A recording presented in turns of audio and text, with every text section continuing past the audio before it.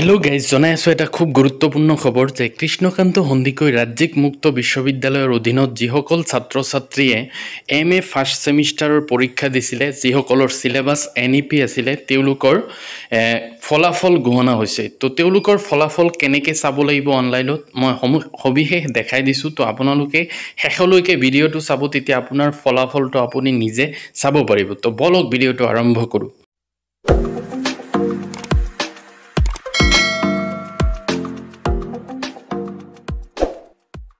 প্ৰথমতে আপোনালোকে ৱেবছাইটত যাব kkhsou.ac.in। তাৰপিছত ওপৰত 3টা ডট আছে, তাতে ক্লিক কৰিব। কৰাৰ পিছত চাব লিখা থাকে লাৰ্ণাৰ্ছ কৰ্ণাৰ বুলি। লাৰ্ণাৰ্ছ কৰ্ণাৰৰ ছাইডত যাব, এই কাৰ চিনটোত ক্লিক কৰিব। কৰাৰ পিছত তলত কিছুমান অপশ্যন খোল খাব, তাতে লাৰ্ণাৰ্ছ জোনত ক্লিক কৰিব।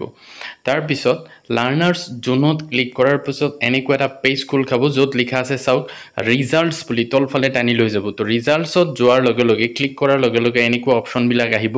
তো আপোনাৰ যিটো ৰিজাল্ট সেইটো চাবৰ কাৰণে আপুনি তলফালে লৈ আনিব। ধৰক MA ৰিজাল্ট লাগে, the MA first semester exam held in March April বুলি লিখা আছে, তাতে ক্লিক কৰিব। কৰাৰ পিছত এই ৰিজাল্ট যিটো অপশ্যন আছে তাতে চাওক BO ফাইল, তাতে ক্লিক কৰি দিব। BO ফাইলত ক্লিক কৰাৰ লগে লগে আপোনাৰ ৰিজাল্ট শ্বীটটো ডাউনলোড হৈ যাব। তো ডাউনলোড হৈ যোৱাৰ পিছত এনেকৈ ডাউনলোড হ'ব। আপুনি কি কৰিব, আপোনাৰ কলেজ যিটো সেইটো বিচাৰি উলিয়াই ল'ব।